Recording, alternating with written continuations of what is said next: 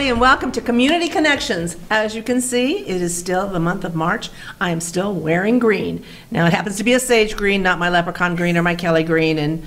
But you know, when you want to wear green, you're very limited. I don't think a lot of us have a lot of green in our wardrobe, and I don't know why. A lot of stuff I have from the holidays, like at Christmas, I have red and green. But again, it's another blessings of the luck of the Irish to you as we go on with the month, and great guests coming on the show. So my first guest is Barbara Ross. I had the opportunity to meet her when they did a big grand opening, Casa for Kids Foundation Family Visitation Center. That's a big mouthful. And you are the marketing and programming Jill of all trades over there. She put yes. This beautiful open house together. You're officially open. We did a ribbon cutting, great article in the Courier, and I just walked through and felt what a blessing this building is to families with kids in foster care. And I'm just going to say that much and let you tell us about it, Barbara. Yeah, so again, first of all, I don't own any green either, so you're already one step ahead of me, Marnie. But thank you so much for coming on Friday. We opened our Family Visitation Center here in Prescott Valley, and we've been wanting one of these for a very long time, but in 2018 we really set the foundation to start building this. We finally opened it, and this is a safe and private and comfortable place for supervised visitations to take place.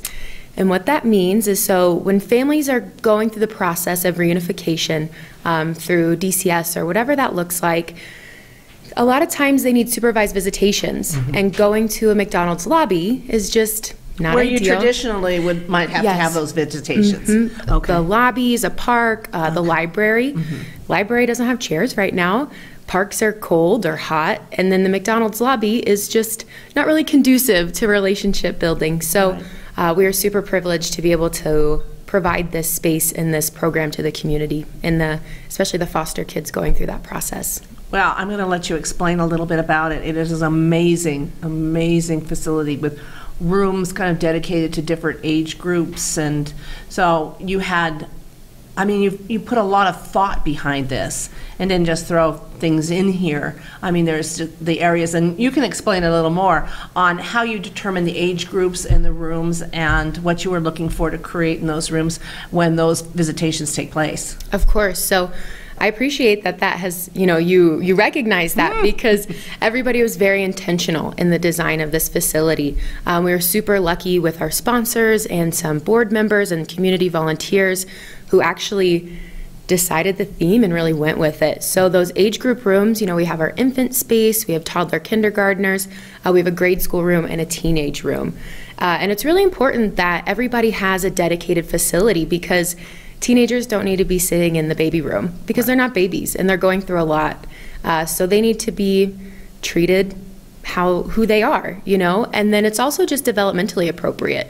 Toddlers aren't going to have fun playing with baby toys, but they are going to have fun playing with baby dolls or trucks or things like that. So anything we can do to really create conversation and to build that relationship between parent and child. Right, and then you have some common area. We do. We have a common area, and we actually have an outdoor space as well. And the common area is really important because it really emulates or simulates, I don't know, but it represents a living room and a kitchen. And for many families, that's, the gathering place. And right. So with parents with a teenager and maybe a 2-year-old, they don't want to be in those age-specific rooms, but they can come and play in the age or the great room. Right. So you talk about this building, it is private. It is for those supervised visitations, so it's not open to the public. Obviously, you're referred to be able to use the facility. Your offices are in there also, though. Your administrative office is on another side that's behind a locked door that keeps all of that visitation private. Casa for Kids Foundation, tell us a little bit about, I mean, obviously you pulled it together to put this, seeing a need for kids in foster care. What else do you do? Because you do so much, and I'm familiar with you, but maybe some everybody watching is not. Yeah, of course. So Yavapai Casa for Kids Foundation, we are a nonprofit here in Prescott Valley, and our mission is just to serve the unmet needs of foster youth through the Prescott court system. Now that sounds pretty vague. What do we do, right? So we have our Family Visitation Center, but we also do programs like supplemental clothing, where we give every child in the Prescott court system an extra gift card to go buy clothing for themselves, and that's twice a year. We have a toy chest where anybody working with these kiddos can come and shop for celebration gifts and birthday presents. And so we have that. We also have a toy drive because the holidays are hard enough for a lot of people, let alone kids kind of going through this time. So we have that, and we just do a lot of different things that really are targeted just to serve these kids and these families in any way that we can. Right. One of the things that impressed me so much when you talked about, and when we did the tour the other day, that you do is that grants, or the parents can apply for the grant. Yeah. And then if there's, like, it would pay for, if they wanted to play football, or just the things that maybe go a little above and beyond what they're funded through. Yeah, for. exactly. So you provide those too. So our Grants for Kids program, I'm so glad you brought it up. That's actually one of our largest programs that we have. And like Marnie said, it's for things like somebody wants to play football and they can't afford the registration fee, or they just want a new bed because they don't have a bed where they are, or they want a prom dress. You know, things that, you know, you would probably just go to your parents for. But in these situations, that's not always an option. So we can provide those things that make life a little bit more special. You guys are amazing. They do such great work. As I said, the Family Visitation Center is not open to the general public, but you have a great Facebook page and a website so people can go on and get more information. Also, you qualify for the Arizona tax credit. We want to mention that right now because some of us are getting our taxes done. Yes. And it's a great way to support our community. Again, the Family Visitation Center is located in Prescott Valley. So what website and Facebook page is that, Barbara? Yeah, our Facebook is a great place to find all that information, as well as photos of our Family Visitation Center, and that's Yavapai Casa FOR Kids, and so that's on Facebook, and then our website's the same, yavapaicasaforkids.org. So, and if they want to make a donation, you can go on to the website and do that. Yes, you can. Or if they want to call you for more information to become more involved, because Yes. your foundation does such great work. Yeah, they can give us a call at 928-445-0800. So a wonderful day, and hope and giving opportunities for the families that are taking foster kids. And you guys do so much. So keep an eye out. They've got a big event coming up.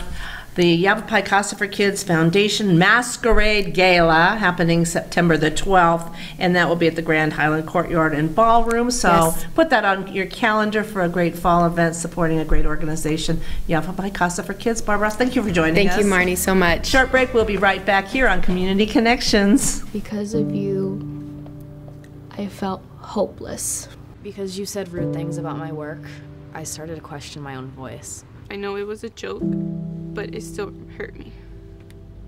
Because of your negative comments online, I've almost quit doing the one thing that makes me happiest in life.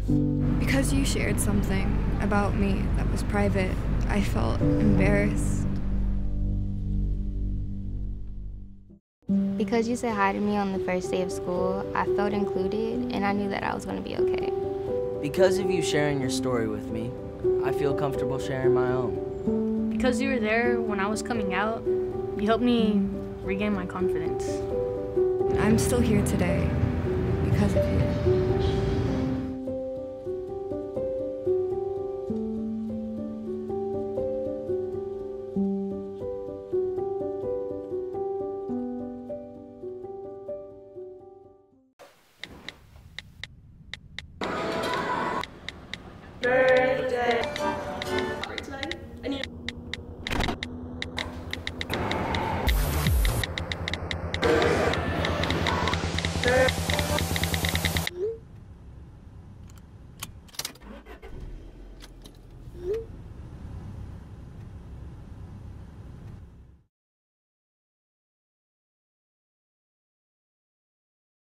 And welcome back to Community Connections. As I said, it's a great show today, and I know get up this morning and winter has a cold, hard grasp on us, and it doesn't seem like it's really ready to let go, and yet I've got the worst case of spring fever you ever saw. They say it's still a little early. Spring is officially doesn't start until next week.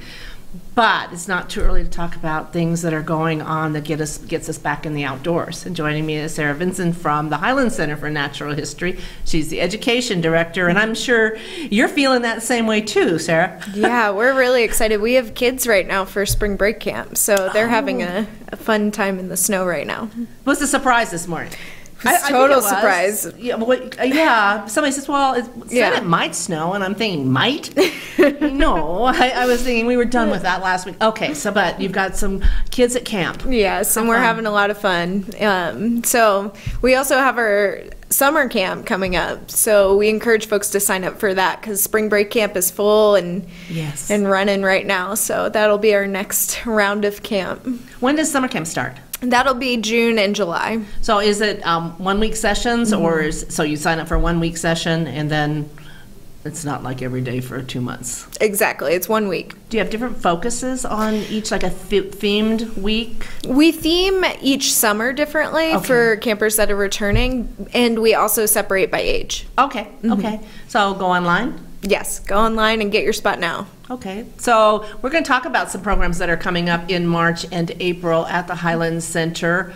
A lot of good things and things for the kids. Get them outdoors, get them away from the TV, get them away from the phone, and put them outside. And as my mom always said, get outside and blow the stink off. You've got the Knee-High Naturalist coming up. Yeah, so that's for the little ones, age 3 to 5, and that'll run weekly through March and into April. Oh. Okay, so they sign up for a week at a time, or is it? Yeah, you can do it ad hoc, or you can sign up for the whole series. Every day will be different. So we encourage folks to do it all, but if you're busy, go for one at a time. So what do you have these kids do? Lots of exploring, snacks, story time, connecting with the outdoors. Our education coordinator, Jessie, is amazing. She has a background in early childhood education, and so a lot of it is really experiential and just using all the senses to be in the natural world. Now, are there specific requirements? I mean, that's a young age. Do parents have to come along? Yes, and this year, because of COVID, we're asking that we limit it to 1 adult per. Oh, okay. Yeah, per Knee-High. And didn't I see something about, let's see here. I was looking at some of the cool stuff. It says, scurry like a beetle, squawk like a raven, or pounce like a bobcat. Well, that sounds like something I'd like to do. I'm going to go borrow somebody's little kid, one of my friends' grandkids, and say, I want to take them up to the Highland Center. Yeah. So, but masks are required of the adults, and obviously, protocols are still in place, but being outdoors is the best thing to do. Oh, yeah. And we're excited to get back into programming because we know that. We know the outdoors is a wonderful place to be right now. Yeah, yeah. Is there a fee or a registration fee to participate in this program? Yes, we do require pre-registration for all of our programs right now, and there is a small fee associated with the Knee-High Naturalist program, a discount for members. Which is a good thing to do because that's open all year long and it's beautiful out there, and if you're a member, discounts, special prices, opportunities, you get first invitation to the plant sale, which should be coming up pretty soon, isn't it? Yeah, we're getting ready for that, which is hard to believe with the snow on the ground right now, but we're currently putting together our order. That'll launch on April 1st. Oh, okay. And folks will have a month to order their plants and pick them up the Mother's Day weekend, which is May 1st. So those are all natural plants to the area? Yes, these are either native to the Central Highlands specifically. Sometimes we expand to the Southwest in general, depending on the plant species and the ecological benefit. Now, how big are the plants when can you landscape your backyard with them? Oh yeah, we have a variety of plant sizes. In the spring, we generally focus on 1 gallon, which is pretty small, and it'll require a lot of love to get to full size. But our fall plant sale will focus on trees and shrubs, and those are a little bit bigger. Oh, okay, okay. Well, let's go on to what else you have going on over there. And one of the things I am looking forward to is Discovery Saturdays. Yes, last Discovery Saturday we had so much fun. We were excited to see lots of families, lots of kids. I think we saw more kids than we saw adults, which I love adults, but Kids bring a special kind of joy. See the world through just different eyes. Absolutely. So our next Discovery Saturday it's the last Saturday of the month, so March 29th? Yes. Okay. March 27th. Thank you. And that'll be a lot of fun, so come out. That's no pre-registration required. We have our naturalists, whether it's staff or volunteers, leading hikes out on the trails. We'll have things set up in the Discovery Garden so you could wander and read a storybook as you walk. And we'll also have our educators and, again, volunteers set up with different education stations. So tactile stations where you can come interact with a naturalist and learn more about various topics like beetles. And so that's different stations. What is that? Is there admission for this? No admission, and this you don't have to pre-register for this because it's really just a visit to the Highland Center. So, but with specific educational opportunities, exactly, throughout the center itself. Yeah, that's no charge to go in there. That's amazing. Okay, that's good. Now this is going to do it the last Saturday of every month. So yes. Then the next one is April the 24th. Yes. Any specific themes that go on? Or? April will probably be themed around water because April is also Water Awareness Month. So we have some special programs in April around water awareness. So that Discovery Saturday will be themed around water. And we'll also have a virtual speaker, Dr. Bonaire, who is going to share about desert fishes. I'm really excited about that. Pre-registration is required, although it is free. But we also have family water kits that we're going to be distributing. So sign up for those. If you're a member, that's another member perk. Those are free for members. And the kits are going to include things to go explore local creeks on your own, a couple tools, whether it's pH strips or a tape measure to measure banks of the creeks, and little booklets that if you complete them, we'll have a fun way to celebrate that. Wow. Sounds like fun. Great way to get your family outdoors and kids playing back in the dirt. Yeah. Opportunities to volunteer at the Highland Center. Sure. And finding out more information, your website? Yeah, our website is the place to be. We have lots of volunteer opportunities for people of all ages and a few paid internships for high school students and local college students. Are you still looking for those paid internships? We are, so go ahead and apply. We also have a couple summer positions right now if you're looking for a job. Okay, and your website is? HighlandCenter.org. Sarah Vincent, thank you for joining us here. Thank you for having me. It's Community Connections, we're going to take a short break and we'll be right back. You're always trying to keep your kids safe, right? What about preventing concussion? Concussion can happen anywhere, on a sports field, at the park, even at home. So you need to know the ABCs. Assess the situation, be alert for signs and symptoms, and contact a healthcare professional. Most kids recover completely, but seek care to help them get better faster. To learn more, go to cdc.gov/concussion. Keep kids safe. It's as simple as ABC. Why don't you ever see elephants hiding in trees? Because they're really good at it.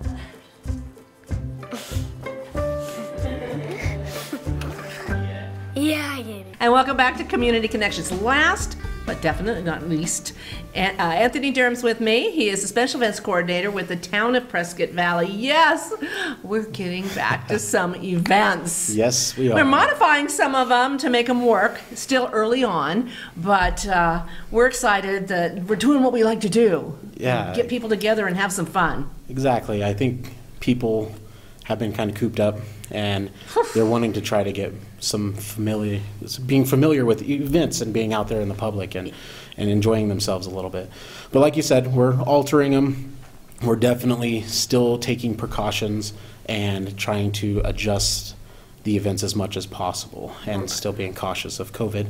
I know numbers are going down with vaccines coming out, things like that. People are feeling a little bit more confident and able to get out there. We just need to get a few more people vaccinated, those lower ages, now I think it's going to 55 to 65, which drops again, and obviously our essential workers have been vaccinated. So it's more being vaccinated, more herd immunity. I listen to this all the time and hear it and just want to believe it. So we shall see. Yeah. But our first event coming up, since you did have the Polar Bear Splash, which you modified, yes, is Extravaganza, one of my favorites, Extravaganza, coming up on March the 27th. Yes, so Saturday, March 27th at Fane Park. We are changing it up. Typically, it's at the Civic Center. We have a free-for-all with all the kids. Definitely free-for-all. All the events. But yeah, this year we had to modify it a little bit because we had to get on this a little earlier, and the restrictions were a little bit tighter at that point. So we're doing a modified drive-through experience. It's going to be kind of the same setup as the Valley of Lights, where you come down Fane Park, go around in the parking lot, and then out on 4th Street. Also, you'll drive through Valley of Lights. Yeah, basically, yeah. I better go open the gate. Yes, so it's a little modified. We're doing more kind of a scavenger hunt, egg hunt. There's going to be little scenes set up throughout your drive. We have live performances happening with De Palmas Martial Arts and Lessons by Lexi. They'll be performing as cars drive by and handing out gift bags. Okay. We have sponsors on the side throughout the parking lot that will have goodie bags and information for kids and free passes from Heritage Zoo. They're going to be there with some reptiles and passing out some day passes. And, you know, for the big change to it, I think we're going to be a very successful and fun event. Well, let's make it fun. Yes, we're definitely looking to make it fun. We want people to show up and enjoy and see the effort that we've put into with changing this style. I know they're not accustomed to that, but we all hate it's change. fun. Like, as we talk about it as a team, we're excited about it, and we think it's going to be a good opportunity for them. If you're excited about it, I'm sure we'll all follow your lead and get excited too. Yeah. All right, let me get this straight though, because I'm trying to figure this out. I'm a Valley of Lights girl, So we come down Fane Road, and then you make that right through the parking lot. So you never get out of your car. You'll never get out of your car. So you drive through the parking lot, and you get your goodie bags, and you see all your people, and you're driving slow. Mm-hmm. Then you take up the hill over past the chapel, then down into where usually the arch is. There's no Valley of Lights up right now. It's all taken down. We take it down after it closes, but so you're driving through now, which is just beautiful pasture, just land. Kind of seeing the park in the open land and just kind of getting that view. Now, are there going to be different demonstrations on that road, or is it just in the park itself? It's and just that'll be the road out. It's just basically going to be in the park. It's in the parking lot itself.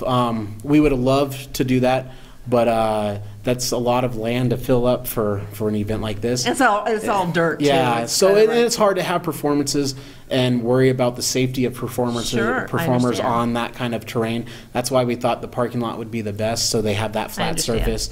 And with the weather being unpredictable, you just never know in the spring if a storm pops up. We don't want people out in the mud and slipping and sliding out there. Yes. So we try to keep most of the vendors and everything in the parking lot.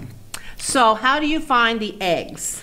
So the eggs, basically, we're going to have big cutout eggs that are going to be scattered throughout the park. So as you're driving, you can pinpoint and look and say, oh, I see an egg over here. There's a couple over here. Right. So they're not going to be the actual plastic eggs like you're looking for. They're going to be kind of decorative cutouts of eggs.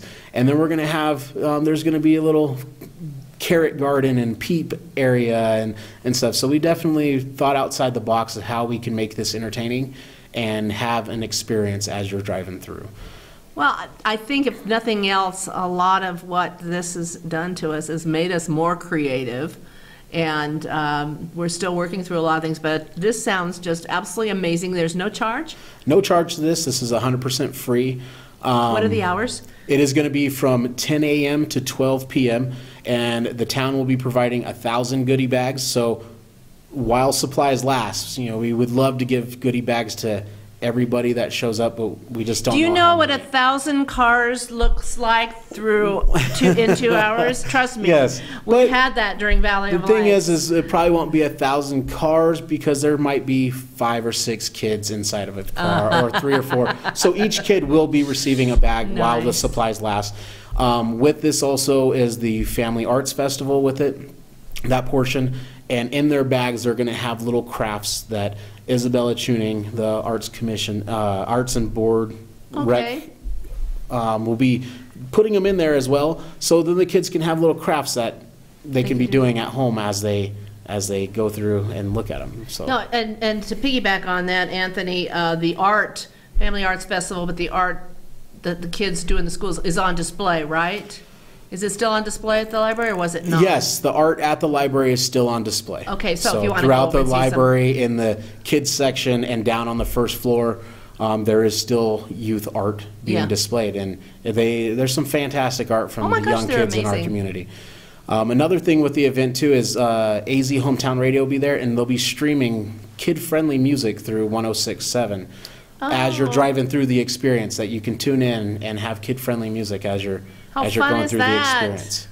I think you've done an amazing job taking what was been a traditional event that's huge. Yes. Because how many thousands of kids do you get scrambling I for think eggs on I the think lawn? around close to 2,000 kids. Yes, yeah, so this is going to make it fun and Yeah. different. And, again, we're doing it this year and maybe back to normal next year. Yeah, and that's what we're anticipating is hopefully as time goes, things will get better and people will feel more confident and with where we're at with COVID, that we do open up everything back to normal. Well, we're planning on Prescott Valley Days, May 6th through the 9th. Rhythm and Brews Craft Beer Festival and Concert is June 19th. June 19th. Then there's Movies Under the Stars, there's concerts on the green. So much stuff is going to go on. 4th of July, there's 4th this, of July. Once it hits May, I think pretty much there's going to be an event all summer long. And look for it because we've collaborated and put together a whole events calendar for the next month of all the big signature events coming up. Anthony Durham, Special Events Coordinator. You got your hands full, new job for you. We're being creative, a lot of fun. Thank you for joining us. Extravaganza Family Arts Festival, Saturday, May 27th at 10 o'clock, Main Park. Thank you. Thank you. We'll be right. But that's it. Have a great 2 weeks.